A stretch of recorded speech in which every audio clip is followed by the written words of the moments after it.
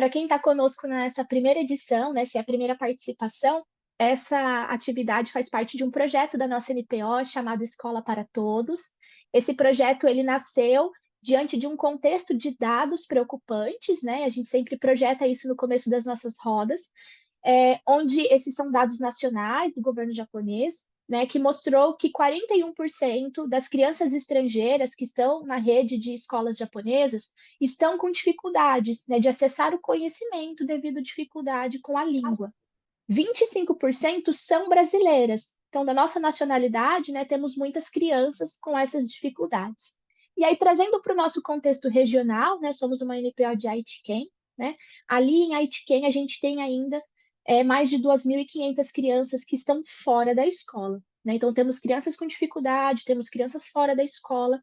E aí, foi dentro desse contexto que nós desenhamos esse projeto Escola para Todos, e ele tem 4 pilares de atuação.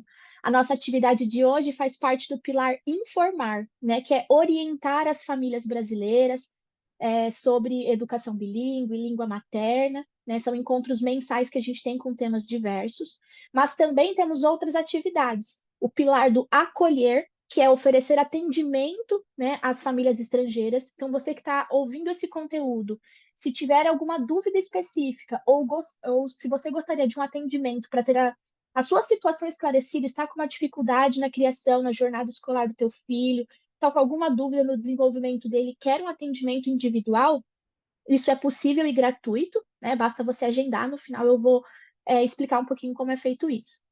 Outro pilar do nosso projeto é o atendimento a crianças fora de escola, né? Então, nós temos um Free School Online, que oferece essas atividades 3 vezes na semana para crianças de 6 a 15 anos que, por qualquer motivo, esteja fora do sistema escolar. Então, se você tem alguém na família nessas condições ou conhece, pode, por favor, pedir para entrar em contato, que também esse serviço é gratuito. E um último pilar do nosso projeto é o pesquisar, né, que é levantar dados sobre a comunidade brasileira, para que a gente tenha cada vez mais informações para pedir novos projetos e para entender a necessidade da nossa comunidade. Né? Então, é por isso que quando vocês participam, vocês respondem algumas informações que são importantes para pensar em futuros projetos. Assim como também é muito importante, no final dessa atividade, vai ter um QR Code para que vocês avaliem, né, o que vocês acharam, o que vocês gostaram, o que vocês sentiram falta. É um questionário anônimo, então todas essas informações são bem importantes para a continuidade do nosso projeto. E sobre a roda Informar, como eu disse, os nossos encontros são mensais, né? Começamos lá em julho, os outros conteúdos estão no nosso canal do YouTube. Hoje a gente vai falar sobre o desenvolvimento da primeira infância, mas os nossos temas dos próximos meses já estão aí, né? Em novembro, a gente vai conversar sobre os sinais da dupla limitação e como que os pais podem lidar com ela.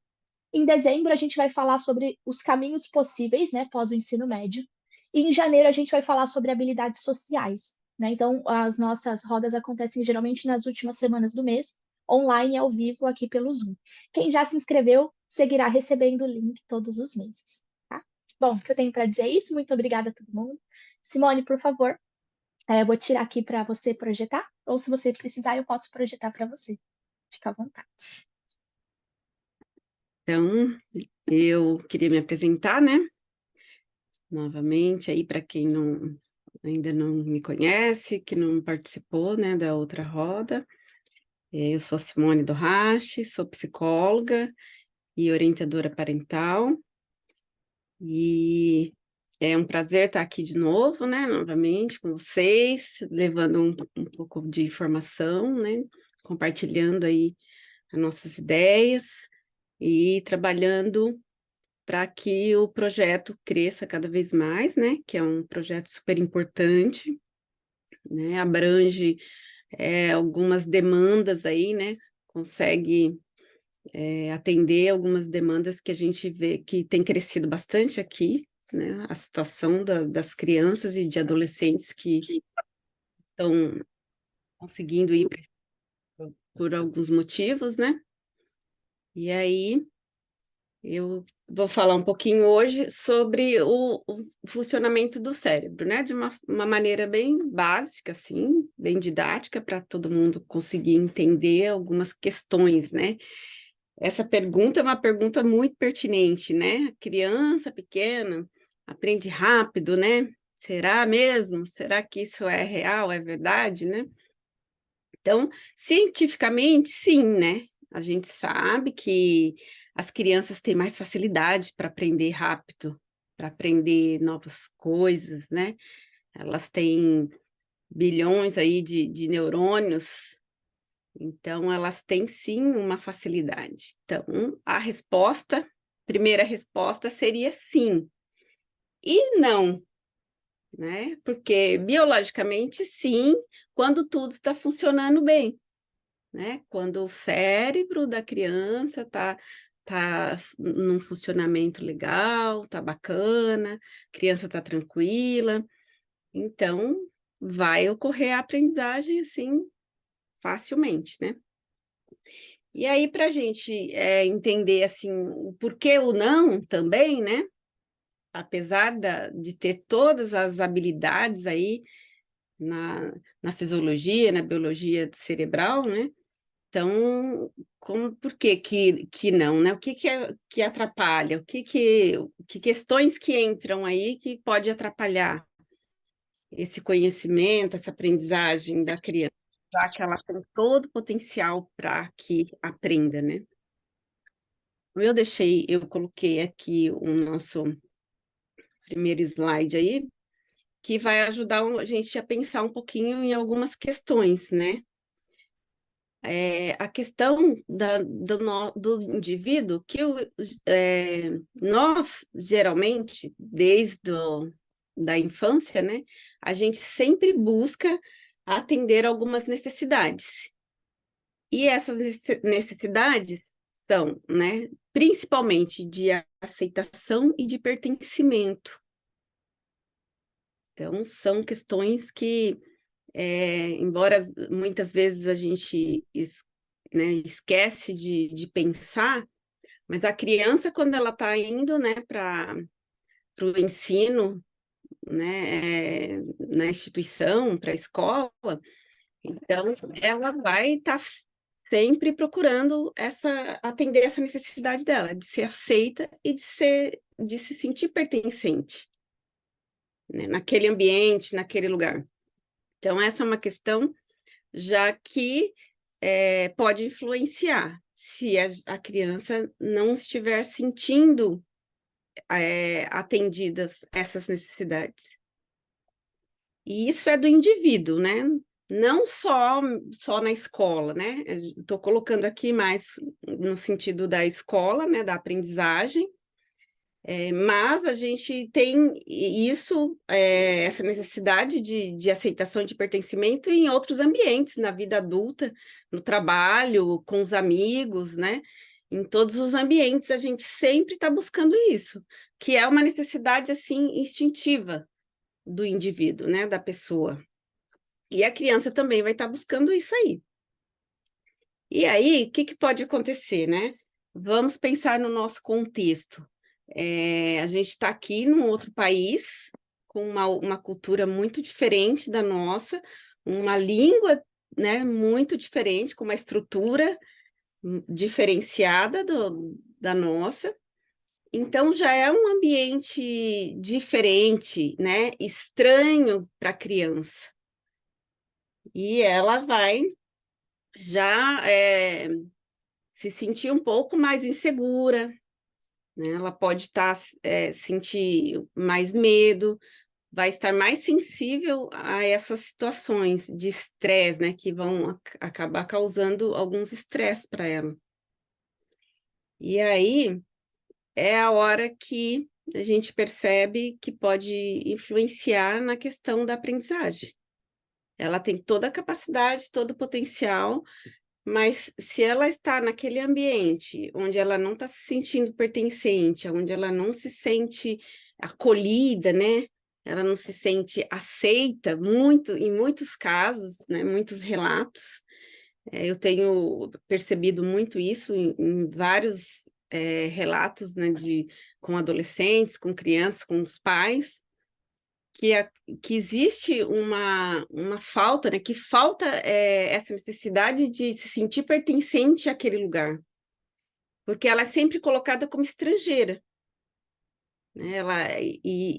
A escola, né, e a própria cultura japonesa, nós adultos também sentimos muito isso, né?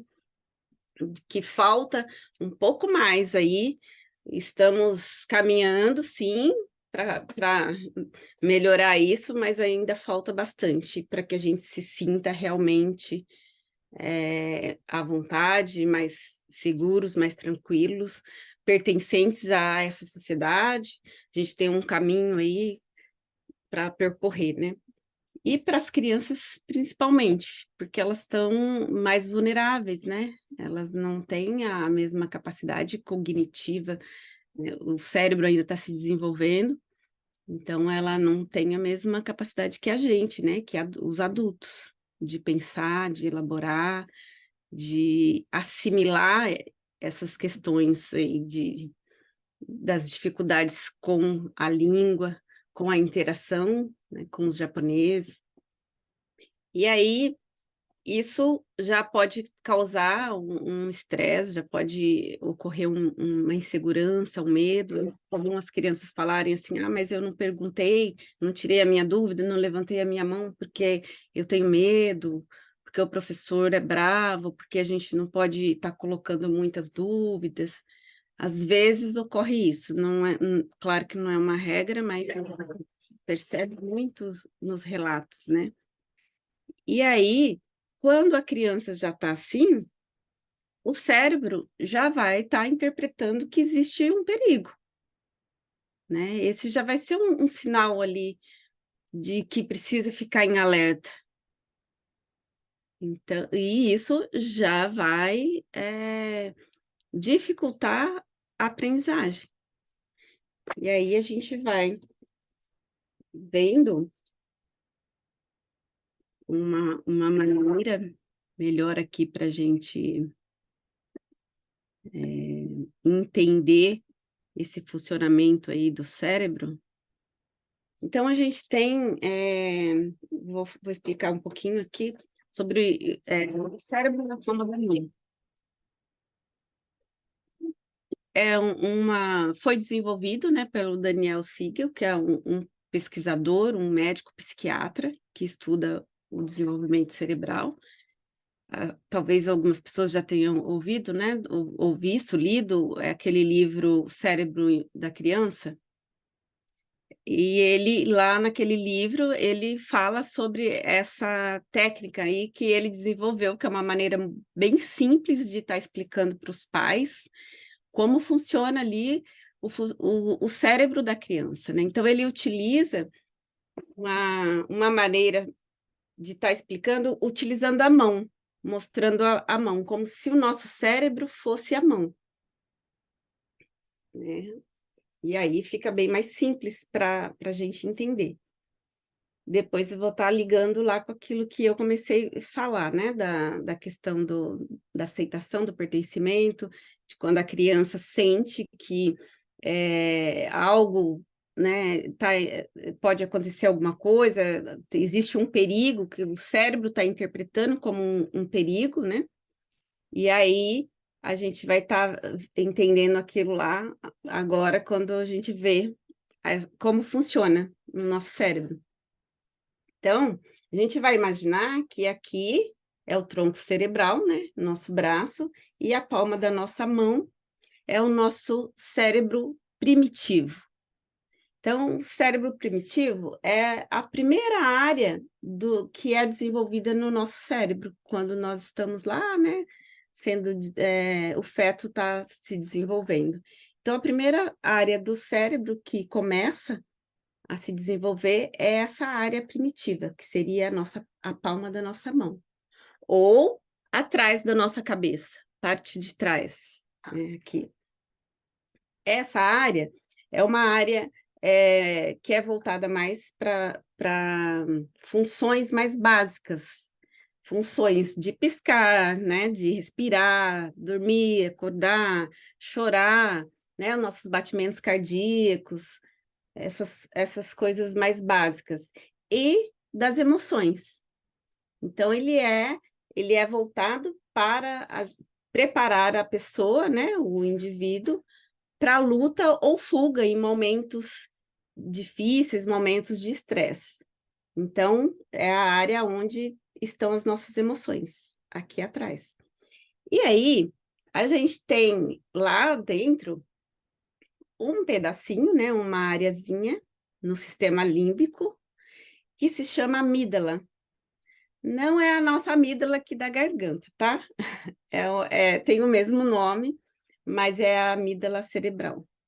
Essa amígdala, ela tem uma função muito importante aqui no nosso cérebro, porque ela funciona como um radarzinho, um radar, um detector de fumaças, né? O Daniel Siegel, ele se refere a essa amígdala como um detector de fumaça, ou seja, é um radar para o perigo, para algo que já assusta, que traz medo, traz algum tipo de estresse.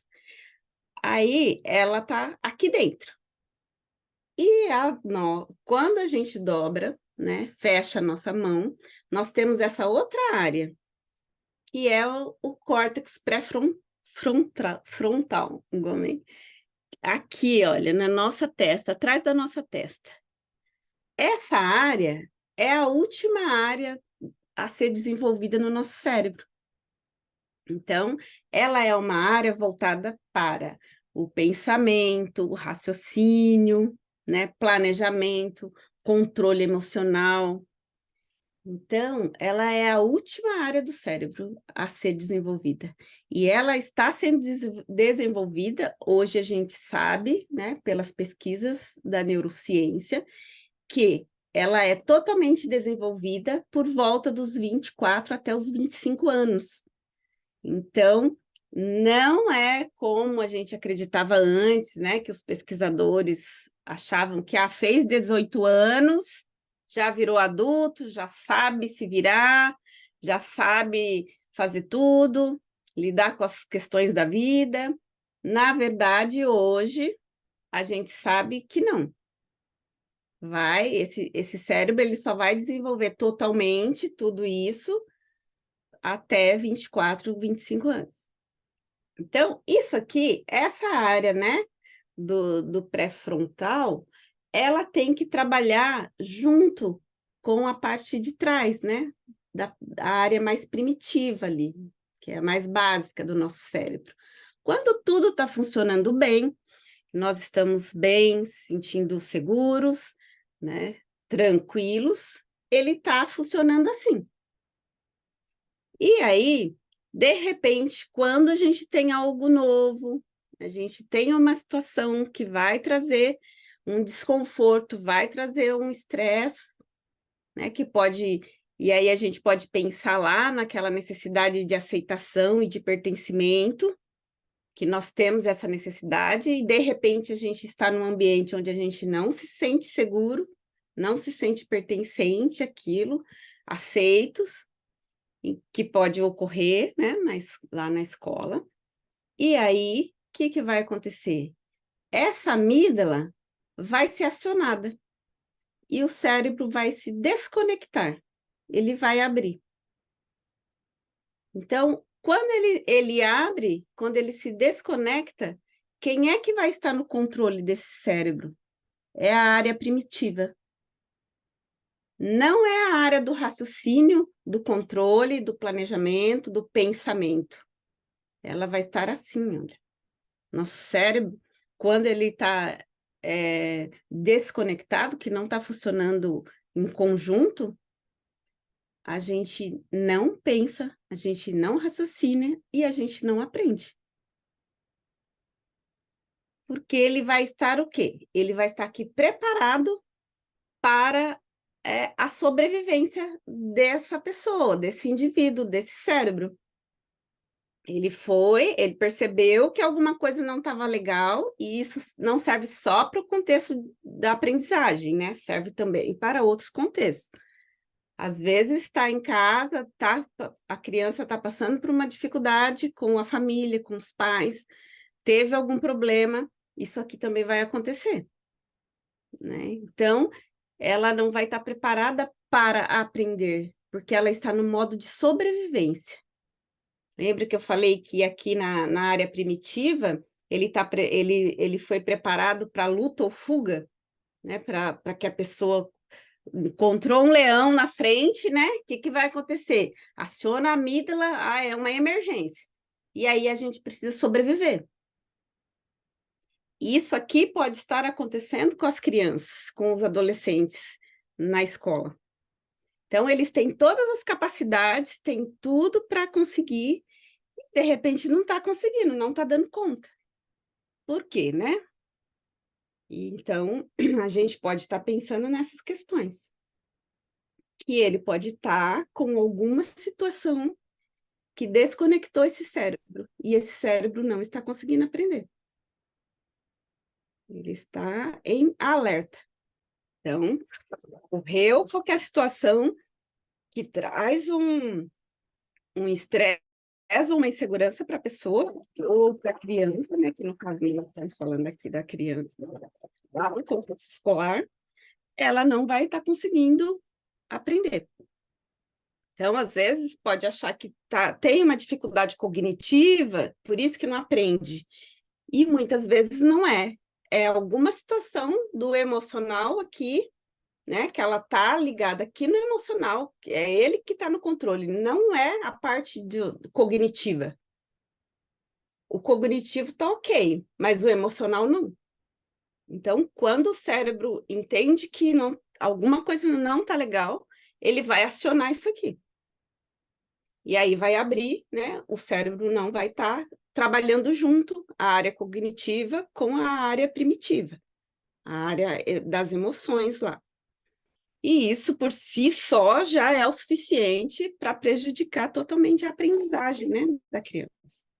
Inclusive, quando a gente vai, às vezes, né, chamar a atenção da criança, fazer alguma correção de algum erro, ou alguma falha, né, que a criança teve, ou o adolescente, é importante os pais saberem que, naquele momento, não dá para a gente ensinar, falar, dar sermão, porque o cérebro vai estar assim, tanto dos pais quanto dos filhos.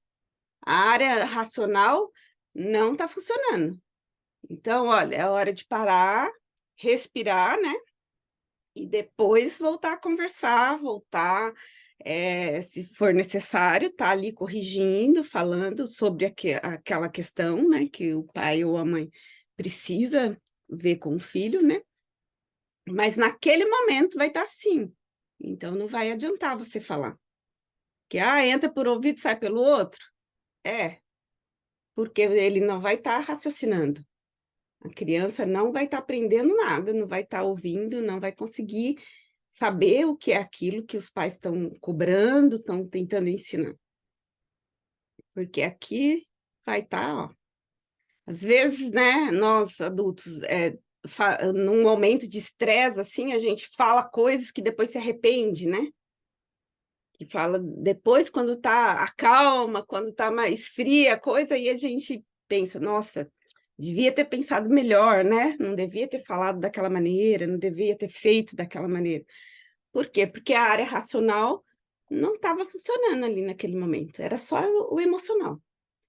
Então, é a hora que a gente vai falar coisas que não precisava, né? Ou que não era aquilo exatamente que você queria dizer. Por isso que é importante a gente entender, né, dessa maneira bem simples, né? Não estou entrando muito em detalhes aí do cérebro, mas é de uma maneira bem simples para que a gente entenda que as crianças às vezes estão passando por isso aqui, né? Às vezes chegam do Brasil, né, vêm, ou até crianças que nascem aqui mesmo.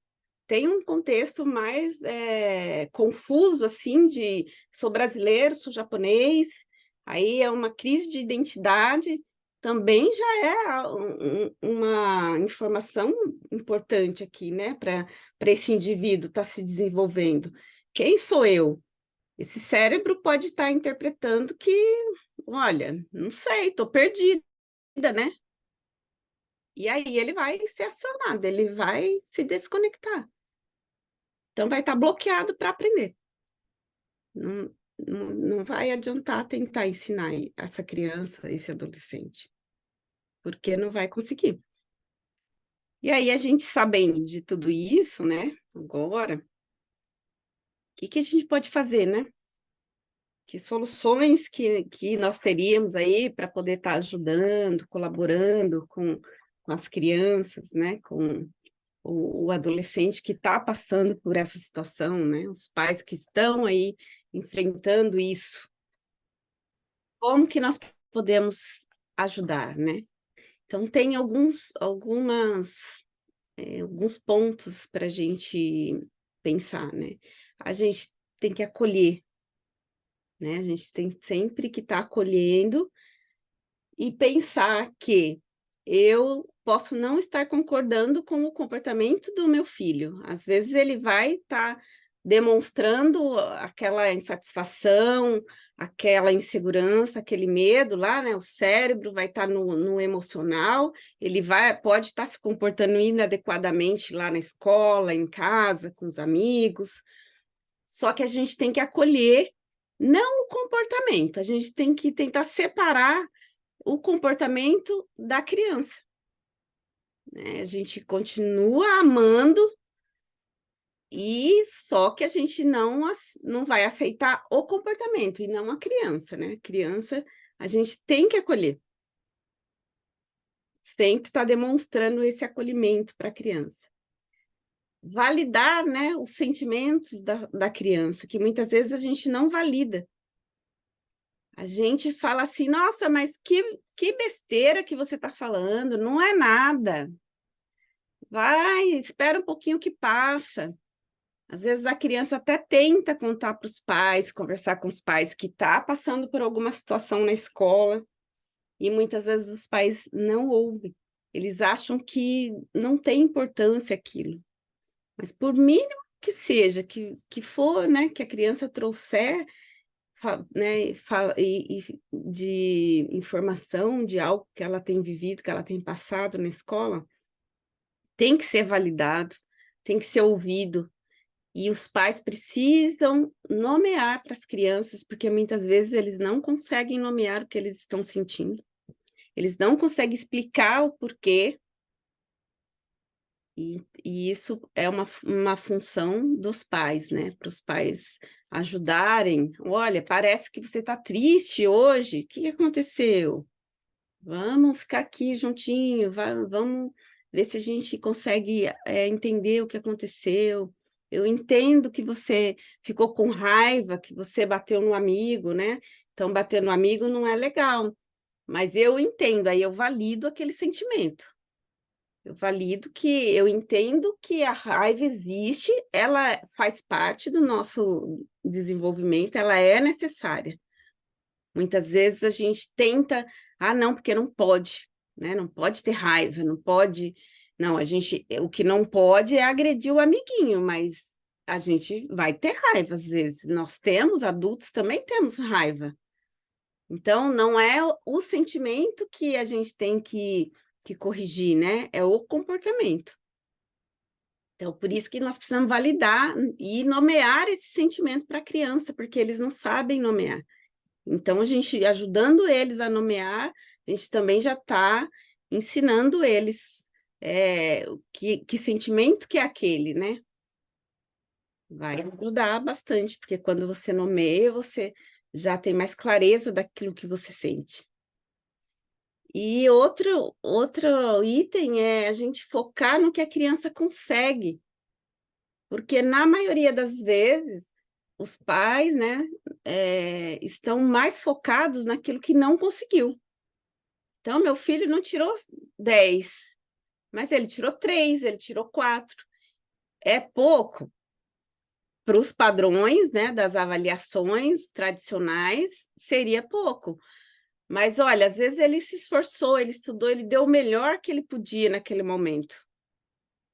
Então, o que a gente tem que valorizar? A gente tem que valorizar esse esforço, né? Não o resultado, que é o último item aí. Então, é a gente focar naquilo que a criança consegue, porque às vezes também em coisas situações em casa também a gente acha assim, só derruba as coisas, só quebra, só faz errado, só coisas negativas, assim, e sempre acentua aquilo.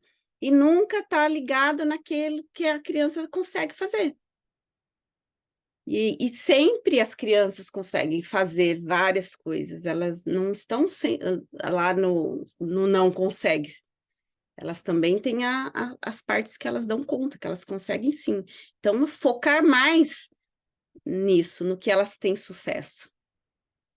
E, no último, né, principalmente, valorizar o esforço que a criança faz, que o adolescente faz. Pode não ter conseguido aquela nota alta, mas se esforçou, né? Procurou, buscou, tentou. E nas situações em casa ou em outras situações, sempre focar nesse esforço que foi feito. Que a gente fica sempre tentando ver o resultado. A gente quer resultado e esquece de valorizar aquele processo, né, até chegar nesse resultado aí. E isso atrapalha, porque aí a criança, né, ou o adolescente entende que eu só sou valorizado se eu tiver sucesso. Se eu tiver, o sucesso vai ser só tirar 100. Às vezes não foi bem em uma matéria, né? Os adolescentes aí não é bem numa matéria, mas vai muito bem em outra. E aí os pais só chamam a atenção daquelas que não foi bem. Nem elogia que, olha, lá em português você conseguiu uma nota boa, né? Olha que legal, que bom. Vai sempre para o negativo, sempre, né? Que é uma tendência, assim. Não é claro que não generalizando, né? Mas a maioria dos pais acaba fazendo isso, porque são situações que eles também já vivenciaram, então eles acabam reproduzindo isso, né? E aí são esses pontos para a gente ficar mais, né, atentas aí de como ajudar, né, a criança ou o adolescente.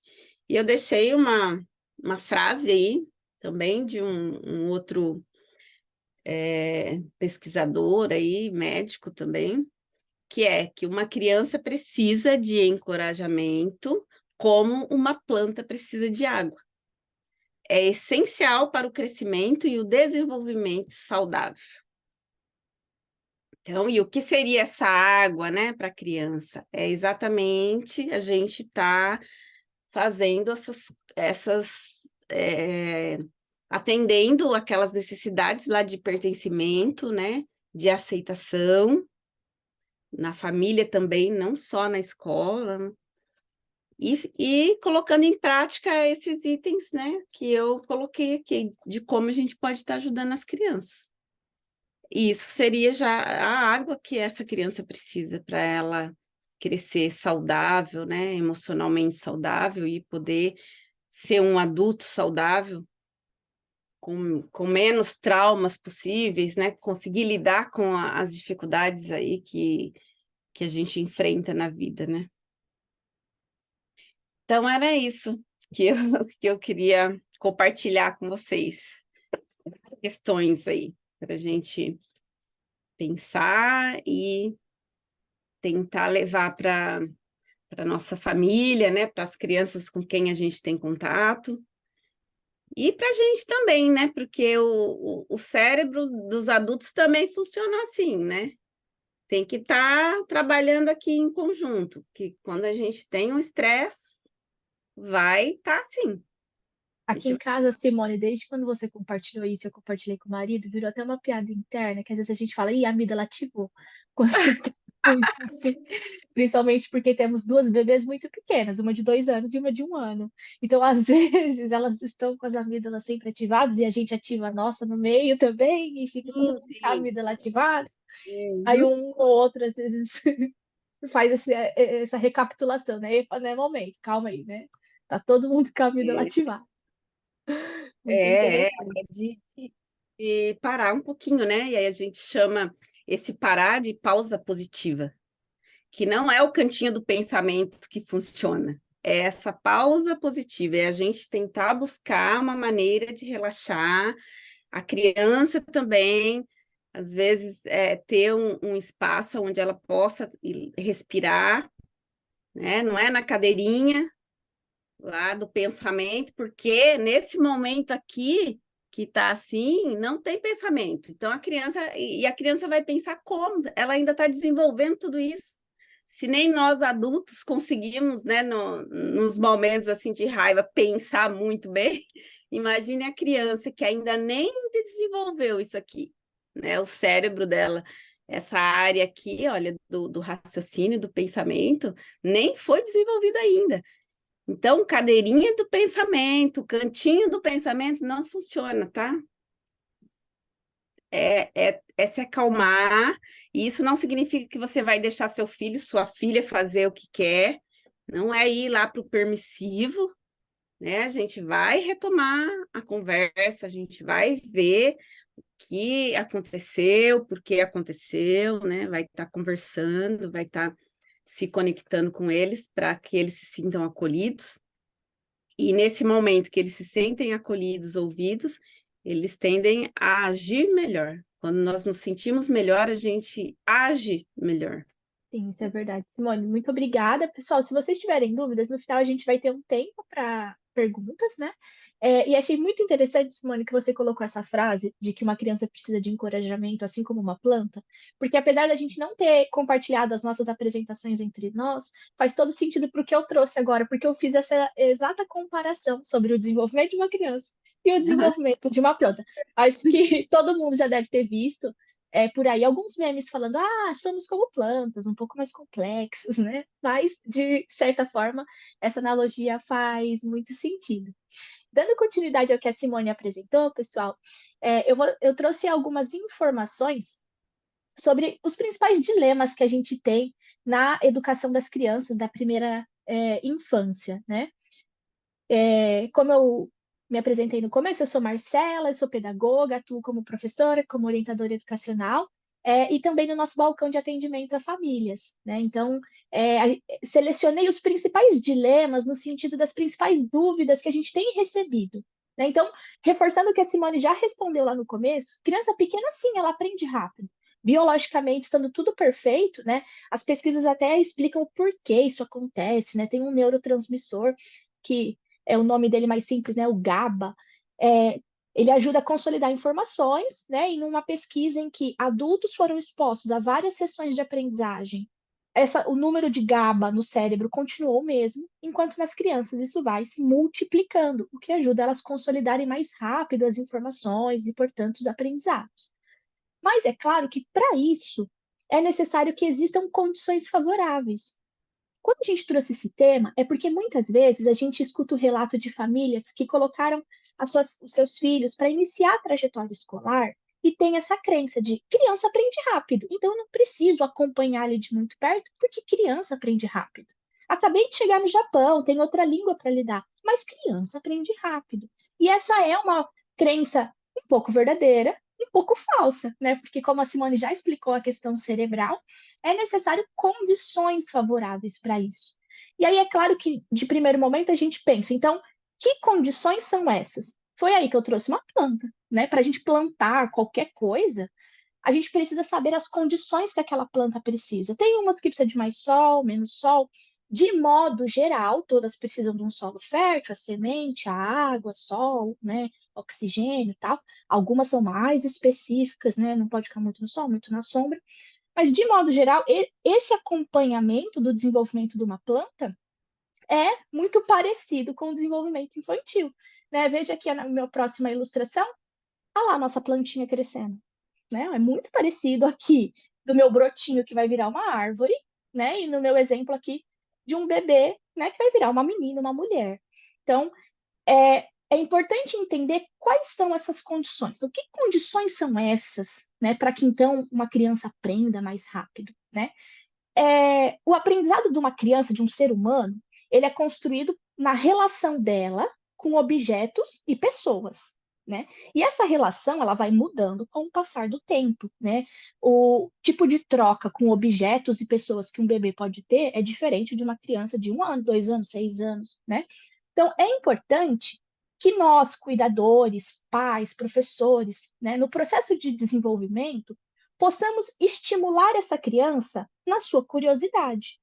Mas a gente precisa ter um pouquinho de informação sobre isso, porque de nada adianta eu querer que o meu bebê de 3 meses empilhe blocos. Não faz sentido, né? Ele não vai despertar curiosidade, porque ele ainda não tem desenvolvimento para isso. Também é importante a gente saber, né, justamente para poder estimular naquilo que é adequado e ficar atento se a gente perceber algum falta de alguns atributos que talvez naquela idade aquela criança poderia apresentar. Muitas vezes, na primeira infância ali, de 0 a 2 anos, a criança só tem cuidado, contato com os cuidadores. Às vezes ainda não vai para uma instituição escolar, né? A partir do momento que ela começa a frequentar um espaço educativo, a gente tem mais pessoas nos ajudando a observar esse desenvolvimento. Mas enquanto a criança está só em casa, né, é só os pais que têm esse acesso mais próximo. Por isso, essas informações também são cruciais, não só para educadores, né, para pais, mães e os cuidadores. Eu vou trazer aqui nesse próximo slide um conceito pedagógico, mas de uma maneira mais simples, né? Dentro da teoria da aprendizagem, existe a zona de desenvolvimento proximal. Essa é uma teoria, né, que a gente estuda no curso de pedagogia, mas o que é importante saber, né? Imagina aqui, ó, a gente tem essa criança, pode ser do bebezinho até a garota mais velha, né, maior. Eles estão aqui no começo dessa ponte.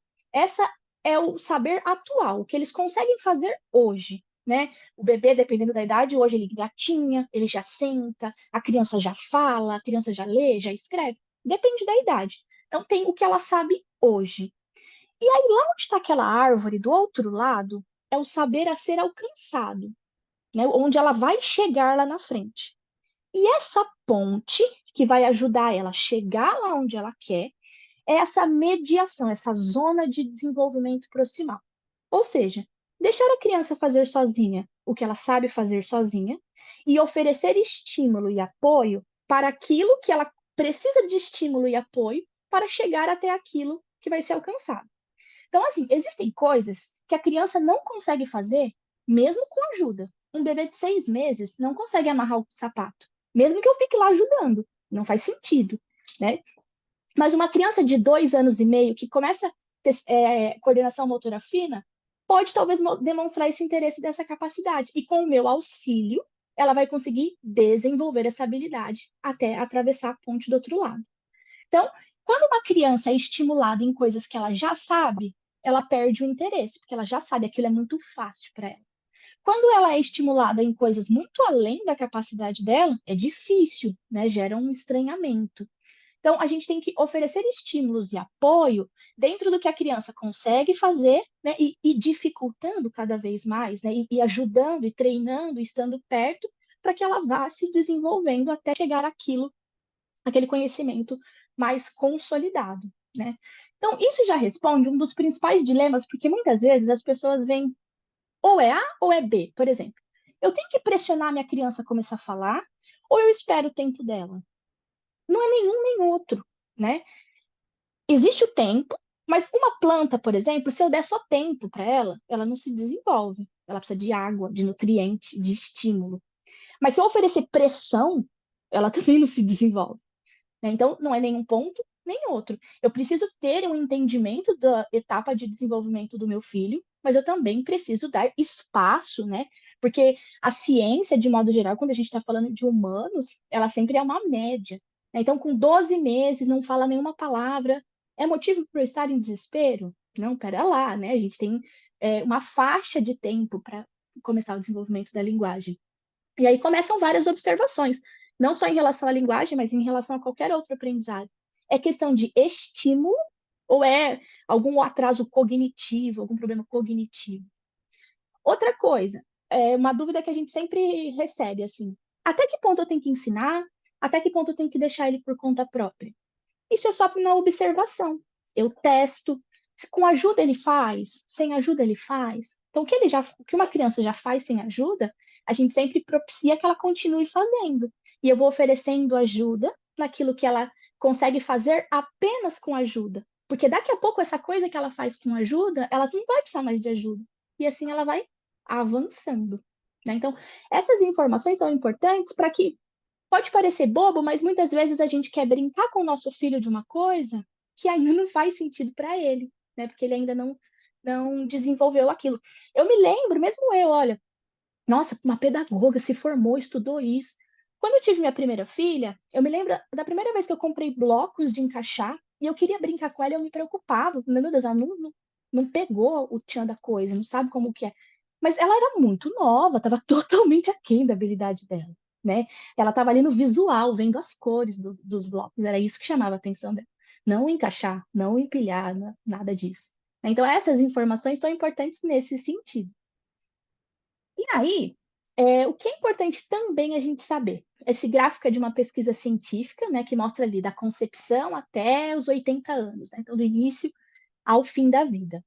Existe até um programa da Unesco que chama 1000 dias, né, porque existe um período na nossa vida que são chamados de janelas de oportunidade ou períodos sensíveis, é um período de 0 a 5 anos, que o cérebro se desenvolve de uma forma que ele nunca estará dessa forma no restante da vida. Você pode ver no gráfico que é o momento onde acontecem picos, né? E a Unesco ainda reforça os primeiros 1000 dias de vida, que é de 0 a 2 anos, né? Esses períodos são períodos no qual muitas funções estão se consolidando e estímulos adequados são muito importantes nessa fase. É onde começa o desenvolvimento da linguagem, é onde começam as capacidades sensoriais, funções cognitivas que vão futuramente ajudar na leitura, na escrita, no raciocínio lógico, matemático, resolução de conflitos, entre outros. E aí, o que é importante a gente saber disso? Que, por um lado, esses períodos sensíveis, eles permitem, né, que a nossa criança desenvolva ótimas habilidades quando bem estimulada, também esse período pode ser um período de vulnerabilidade. Se nessa fase houver a ausência de estímulos ou estímulos negativos, né, podem ocorrer marcas aí que se perpetuam, sejam duradouras no sentido de demorar um pouco mais tempo para recuperá-la, né? Então, essa essa primeira infância, ela é muito importante para o nosso desenvolvimento da vida toda, né? Dizem muito sobre, por exemplo, as marcas que a gente tem da infância, né? E às vezes a gente vai resolver isso lá na vida adulta, né? Então são questões emocionais, psicológicas, mas também cognitivas, né? E nesse momento nós estamos vocês também já devem ter visto algo na internet dizendo: somos a última geração que sabemos como é a vida antes da internet, né? E a gente tem essa questão tecnológica, né, que as crianças estão cada vez mais tendo acesso. E tem sido um fator, né, que facilita, mas também dificulta, dependendo do seu uso e da sua intensidade, nessa fase da vida aí. Como eu disse lá no começo, a criança aprende, né? Vamos retomar lá. O aprendizado da criança é construído durante a sua relação com objetos e pessoas, com o meio, né, com a natureza, com o chão, com a textura, com o olhar, com o afeto, com o gesto, com o ouvir, com situações comunicativas, mesmo que ela ainda não fale, né, como um ser humano que se relaciona com pessoas e com o mundo, né, de modo geral. E nessa fase dos primeiros 1000 dias, que é até os 2 anos, ou ainda até os 5 anos, é onde o cérebro dela ele está de uma forma se desenvolvendo potencialmente, né? E é onde ela pode, né, e deveria ser bem estimulada nesse caso. E aqui, principalmente nessa fase, entra uma questão específica ao nosso contexto relacionada à linguagem. Algumas famílias ficam um pouco na dúvida se devem, por exemplo, escolher um idioma só para falar com a criança, falar os dois idiomas, se vai causar confusão. O bilinguismo em si, ele é um assunto complexo e que não existe uma situação certa absoluta, porque depende de contexto, histórico, tempo de vida nos dois idiomas, né? Vários quesitos que são analisados individualmente. De modo geral, o que é importante toda família estrangeira ter consciência? A língua materna, ela precisa perdurar a vida dessa criança, porque é a língua no qual faz parte a identidade dela, a conexão dela com os pais. Então, a língua materna, ela é tão importante quanto a língua local, né? Então, muitos pais acabam deixando de desenvolver ou estimular a língua materna nesse período da infância. Ah, depois eu recupero. Meu filho primeiro vai entrar na escola japonesa, por exemplo, e aí, quando ele tiver mais ou menos 8 anos, eu retomo o português. E aí acaba perdendo uma grande janela de oportunidade da criança se desenvolver bem, bilíngue, nesses dois idiomas. Então, é um assunto que depende de cada caso, sim, mas o que eu gostaria de trazer, que é aplicável a todo, né, estrangeiro, é a língua materna faz parte dessa criança, não só no sentido usual de vai usar para falar comigo, vai usar para isso, para aquilo, mas no sentido de identidade, né, faz parte da identidade dela e da conexão dela com a família.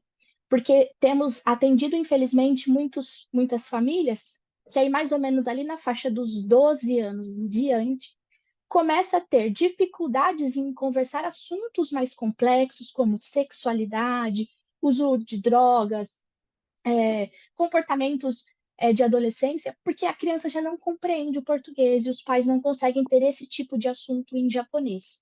Né? Então, essa é uma sementinha que a gente nutre desde ali da primeira infância. E aí, a nossa próxima informação, que também é um. Ah, antes da gente ir para as telas, o que eu gostaria de indicar?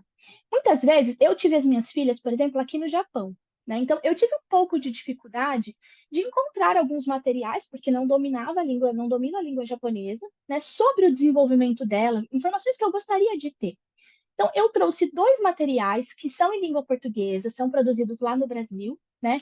A caderneta da criança é como o nosso Boshi Techo, só que em português, né? Quando você tem um bebê no Brasil, essa é a caderneta atual, tem a versão menina, a versão menino. Essa caderneta, esses dois QR Codes, né? É o que possibilita o acesso a esses documentos. Deixa eu até colocar nossa câmera aqui para cima, para depois poder todo mundo acessar. O primeiro, aqui do lado esquerdo, ele foi desenvolvido pela Sociedade Brasileira de Neurologia Infantil. Eles chamaram de Aprenda os Sinais, Haja Cedo. Então, ele fala do bebê desde 2 meses até a criança de 6 anos de idade. Ele tem o checklist do que esperar dessa idade e também como você pode ajudar o seu bebê, a sua criança, a se desenvolver nessa idade. Né? Então, atividades e coisas que você pode fazer com ele. Então, tem 2 meses, 4 meses, 6 meses, e assim vai até os 6 anos. E do outro lado, a caderneta da criança, ela já é um documento, né, com mais páginas, mas ela tem, por exemplo, checklists como esse que eu coloquei o print, para você ter uma noção de quais são os marcos de desenvolvimento esperado, mais ou menos, em cada idade. Né? Então, desde do nascimento até os 6 anos de idade também. Além disso, tem dicas de como você pode desenvolver vínculo e brincar com a sua criança de acordo com a idade que ela tem, respeitando esses marcos de desenvolvimento, que é aquele agir na chamada zona de desenvolvimento profissional, né? Desenvolver aquela capacidade que está quase ali, está chegando ali naquela idade, e eu vou oferecer estímulos para que ela seja alcançada. Então, são dois documentos com boa qualidade de produção, boas referências e feitos na nossa língua.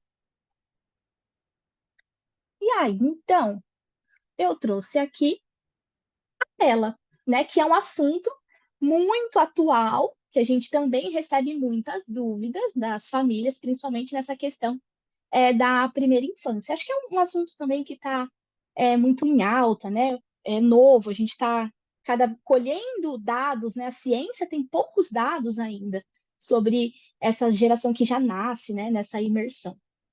Primeiro eu coloquei essa arte, que ela tem sido uma campanha divulgada no Brasil, que é no Conecte ao que Importa, né? Que nós, pais, somos o modelo do uso de tecnologia, né? É aquilo, a gente pode falar, mas é o exemplo, né, que ensina, que arrasta. Então, tem gente solicitando a sua amizade dentro de casa. Então, antes da gente refletir sobre o uso de tela dos nossos filhos, é bom a gente fazer essa reflexão conosco, né? E aí eu quero dizer que as informações que serão passadas daqui para frente foram baseadas nesse livro aqui, não sei se vocês conhecem, chama Tela com Cautela. Ele foi da editora Matricência. Ele foi feito, ele se chama, né, como um guia prático para criar filhos na era digital. Ele tem informações científicas, né, sempre traz lá o papo do especialista, com dados científicos, e traz também informações práticas de como lidar com isso. Então, ele tem uma linguagem usual, muito fácil, né, feita para famílias, e foi algumas informações daqui que eu extraí. Inclusive, tem um PDF bem legal para disponibilizar para vocês, que foi extraído aqui desse livro. A tela, ninguém aqui também está dizendo que não é para usar tela. Não tem como fugir da tecnologia. A tecnologia está aí, né? Mas é bom a gente entender os efeitos para que a gente possa definir o que pode ser melhor ou não para o nosso filho. O problema não é o uso em si, né? Mas o tempo e a idade em que se usa. Por quê? Quanto menor é a criança, quanto mais jovem, o que ela mais necessita é de experiência social, sensorial, motora, né? Aquele contato, aquela troca com pessoas e com o meio, que é isso que vai favorecer, oferecer uma boa base para outras habilidades complexas que vão vir no futuro, como ler, escrever, racionalizar e assim por diante, né? Então, o tempo gasto na tela, ele pode tranquilizar a criança, aparentemente, mas o cérebro dela está agitadíssimo naquela tela, e para o desenvolvimento dela, nem sempre é tão positivo assim quanto parece. Por exemplo, eu trouxe 2 exemplos aqui embaixo. Quando a gente conta uma história para uma criança, ela pode imaginar personagem, roupa, cenário, né? Isso trabalha muito a imaginação, além do vínculo afetivo. Quando ela vê um vídeo, esses elementos já estão prontos. Então, não instiga tanto esse lado imaginativo, criativo, né? Quando ela está ali assistindo um vídeo.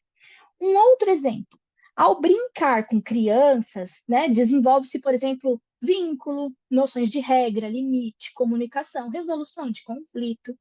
No jogo online, sem supervisão, geralmente isso não acontece. Ou ainda, o que tem sido mais perigoso na nossa realidade é, principalmente adolescentes, trazendo para o mundo real comportamentos de games que em sociedade não são aceitáveis, porque eles não sabem como lidar com o conflito. Lidam muitas vezes como lidam, né, quando está imerso muito nesse mundo de games e tela. Então, é importante que, ao pensar sobre o uso de tela, verificar se essa tela está roubando o tempo dessas outras experiências. Né? Por isso que não tem como a gente decretar para uma família o que é certo, o que é errado, não tem que usar 1 hora de tela. Mas adianta 1 hora de tela em conteúdo inadequado, em ambiente inadequado, sem proteção? Né? Então, não é só o fator tempo, é racionalizar e refletir o quanto a tela está roubando outras atividades essenciais. É isso, é uma reflexão que cabe a cada família, né? Porque é isso que os especialistas sugerem, que as consequências negativas do uso da tela, porque tem consequências positivas, tem muita coisa legal que a gente consegue aprender graças à tecnologia. Mas a consequência negativa ela começa quando a tela está substituindo essas atividades essenciais de saúde e bem-estar, principalmente das nossas crianças pequenas, que precisam de toda essa experiência sensorial, e também de jovens e adolescentes que acabam deixando outras atividades em troca da tela. E aí, quais são essas atividades essenciais? É a atividade física, é o sono, o tempo de aprendizagem, de estudo que está lá na escola, é o brincar, criar, ter tédio também, é o interesse pessoal. Será que a nossa criança está conseguindo desenvolver um hobby, um interesse pessoal? É o tempo de higiene, alimentação, socialização. Então, quando a tela está roubando, se a criança consegue desenvolver todas essas atividades essenciais e tem um tempo para a tela, está equilibrado, né? Está saudável. Agora, quando a criança ela não consegue desenvolver atividades essenciais, não tem tempo, espaço para isso, né? Isso pode ser o gerador de consequências negativas, né, no desenvolvimento dessa criança, desde pequena em relação à fala, até maior em relação a controle de agressividade, socialização, expressividade, leitura, escrita, entre outros aspectos, né? Então, é um assunto que deve ser analisado pela família, mas que é importante que os pais façam essa reflexão não só do quanto tempo está na tela, mas é o que está vendo, se as outras atividades essenciais estão bem equilibradas, né, para entender se esse impacto está sendo mais positivo do que negativo. Né? É claro que se a gente for lá olhar as indicações da Associação Americana indica que até 2 anos seja o uso zero de telas, mas às vezes essa não é uma realidade possível para a família. Né? Então é importante saber essas referências e adaptar dentro da sua realidade, considerando o desenvolvimento do seu filho. E aí, para apoiar nesse sentido, a gente fez um checklist, né, retirado, a gente retirou aqui desse livro, Tela com Cautela, um checklist para que as famílias possam fazer essa reflexão. Como anda a relação do seu filho com as telas? Então, depois vocês vão receber por e-mail, ele tem um recorte de um texto aqui do livro, né, sobre isso, e aí tem um checklist para você fazer uma reflexão sobre o conteúdo, o tempo, né? É uma observação que você vai fazer durante 7 dias, e tem algumas questões para você pensar, e aí então decidir se o tempo, se você acha que o tempo de tela do seu filho, considerando as informações sobre desenvolvimento, estão adequados ou não para fazer os ajustes que você acha importante fazer, né? Então, a gente trouxe essas informações como uma ferramenta para ajudar a família a refletir. Porque muito se fala sobre tela, cuidado com a tela é perigosa, cuidado com a tela. Mas o que a família faz com essa informação? O nosso intuito é trazer essa informação e também uma ferramenta para ajudar vocês a analisarem como está essa questão aí na família de vocês. E, como eu disse lá no começo, se você precisa de uma ajuda específica, se você gostaria de tirar uma dúvida específica sobre a sua situação, ou qualquer outro tipo, né, que nem seja o assunto que a gente falou aqui, qualquer outro tipo de situação que você precise de ajuda com seu filho aqui no Japão, você pode agendar um atendimento individual. É online, é exclusivo para você, né? Todas as suas informações são confidenciais e privadas, então vocês podem ficar tranquilos em relação a essa segurança de informações. É uma agenda virtual que você seleciona o horário, e aí alguém da equipe vai te atender, ouvir quais são as suas dúvidas e te conectar com possíveis soluções e serviços já existentes, né? Nosso balcão de atendimento já atendeu de tudo, né? Pais com medo, meu filho ainda não fala, o que eu posso fazer para estimular? Famílias precisando de ajuda para definir se vai para o Reikuen, vai para o Yotien. Famílias que os filhos estão com dificuldade na escola, quer saber como que ajuda. Famílias que as crianças estão fora da escola. Adolescentes em sofrimento emocional, automutilação, situações assim psicológicas mais graves. Então, todo tipo de necessidade pode ser atendida. Então, agende o seu atendimento para solicitar ajuda. O atendimento é em língua portuguesa e vai te trazer informações, né? E também te conectar com possíveis soluções e serviços que muitas vezes existem já na sua região. E pela dificuldade linguística, às vezes a gente acaba não sabendo, né? Não sabendo como se conectar a esses serviços. Tá? Então, o balcão de atendimento está à disposição. E, por último, como eu disse, eu gostaria de deixar esse QR Code sobre a avaliação da atividade. É muito importante para o nosso projeto entender quais são as necessidades, as opiniões da nossa comunidade, para que os projetos cada vez mais façam sentido para a nossa comunidade, né? Então, o Escola para Todos nasceu daquele contexto de dados, mas ele vai se remodelando de acordo com as necessidades que a gente vai tendo contato. Então, essa avaliação ela é anônima, é um formulário bem rápido de se responder, mas para a gente é muito importante.